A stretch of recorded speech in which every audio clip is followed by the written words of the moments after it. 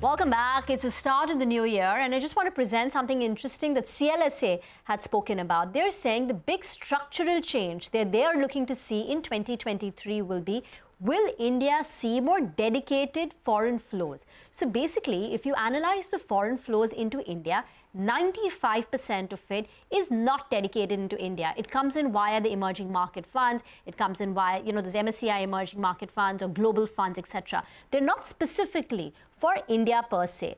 95% of them are non-India dedicated fund. And they're saying, can that number increase, come down from 95%? Can we see an increase in the number of funds which are dedicated to India? And one of the reasons which they highlight is the depth of the Indian market is improving. The number of billion-dollar companies in India is the fourth highest in the world. It's behind only US, China, and Japan. And these markets attract flows of their own. So as the depth of the Indian market continues to rise, and as more and more tech companies, these new age tech companies list, you will see more of these billion-dollar companies, more of the depth in the market increases, and perhaps India will be able to attract its own dedicated flows. So that is the structural change that CLSA will be watching out to see in 2023. But let's pose this question forward and the outlook for the next year with Satish Ramanathan, CIO Equity at JM Financial Asset Management. Satish, morning. Thanks so much for joining in. Rima here. Tell us, what is your outlook for 2023? What would be the key things that you would be tracking now? Good morning, and thanks for having me on air. In 2023, we expect it to be a little more stock specific. In 2022, we had the base effect playing out for the entire market. There was a positive tailwind coming through. And what we expect in 2023 is that we have to delve deeper and pick out stocks that are likely to be winners. It's going to be a little more challenging for the fund management team. But I think 2023 is going to be all about that, where we see pockets of value, where we could hunt for growth with a reasonable value left on the table. That would be 2023. Where do you see growth then? Because, this has been a very tricky year, right? I mean, a year when shorting IT and going long on banks was perhaps the best strategy. What do you see as the big strategy in 2023? I think the banks will continue to have their earnings momentum. Credit growth is coming off a very low base and asset quality is good, and therefore provisioning costs are low. They would find tightness in the markets to raise money, but we think spreads could expand as well because the borrowers will have to pay more for borrowing money. That's going to be the central theme for the first half of this year, banking sector to do reasonably well. We also expect manufacturing and infrastructure stocks to perform reasonably well because the momentum is strong. We are seeing railway capex on a strong momentum, and we see that continuing. So it's just that we need to wait and watch if we can use volatility to fine-tune our entry point into these stocks. But the story remains the same. All right. Hi, Mr. Ramanathan. Good morning. This is Pavitra. Even as this has been a tricky year, there definitely have been pockets which have stood out here, right? So you mentioned the banks, but something like defense has done well. You have some of the railway stocks which have done well. Do you find value in any of these?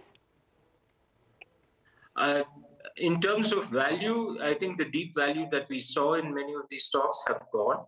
But can we just probably remain there and grow with the companies? Yes, that's definitely true. Markets are a little stretched in terms of valuations. So probably this bout of volatility that we saw and the nervousness that we saw due to COVID in China is something reflective of the nervousness in the market. And therefore, we think that we need to be a little cautious in terms of allocating lump sum, but SIPs should be the way to go in averaging your entry points. Satish, I know you're bullish on financials, but so is the rest of the world as well, right? This is turning out to be a consensus overweight across retailers as well as investors. Do you think banks are likely to do well, but can they outperform? Because now everyone is expecting them to outperform, and once the narrative is firmly set in, the price action follows immediately, and we've seen banks outperform. So my simple question is, will banks outperform like like the way they did, or do you think they will perform in line with the markets this year in 2023? Good question, and we ask that ourselves quite often.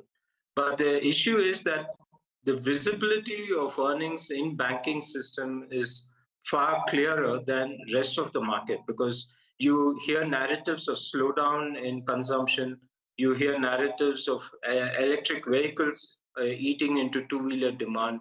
So there's a lot of the structural bets that we used to take earlier. All of them are seeing some kind of volatility coming through in our base assumptions. In that context, financials, which is already 40% of earnings and far higher of incremental earnings growth, will continue to outperform till we find a new winner amongst the sectors that we are talking about. Any sectors that you would keep away from, sectors that perhaps could be on the back foot this year? Not really, but perhaps consumption could be something which had an early rally last year. It could be more into services rather than base consumption of FMCG and toiletries kind of a thing, because people are going out more often. So we would look at services and consumption-oriented services. That would be the likely winner going ahead. Okay, got that. I just want to ask you about the mid-cap and small-cap part of the market as well. Of course, today it's doing very well, but in the past week we did see quite a correction after that huge run-up. How do you think this part is likely to fare? So if we look at a one-year return, large caps are plus 5% or 6%, and small caps are minus 5%, and mid-cap in between. Now, structurally, we think mid-caps are the way to go because stock selection is possible there. We can also pick up long-term growth winners there. And if indeed India-dedicated funds, as you mentioned earlier, do come in, mid-caps would be the hunting ground. So we think mid-caps is the way to go. And as regards small caps, we think volatility would be linked to inflows from the retail market, because large fund houses and large foreign institutional investors don't play in that segment of the market as much as they do in large and mid cap. So in terms of small cap, we think volatility will continue and one needs to be cautious. The second thing that we need to also bear in mind is that the interest rates have gone up for the investor, and consequently, that's something which means that the investor can allocate money into fixed deposits or other debt securities, which makes it a little less risk averse for investors to move their money there. So I think that's on a balance, that's the autocorrect mechanism that we have in the markets going today. Okay, all right. We'll leave it at that. Thanks a lot for joining in and taking us through your views on the index and the way forward. Happy New Year to you in advance, and hope to speak to you very soon on CNBC TV 18. Well, the market has extended its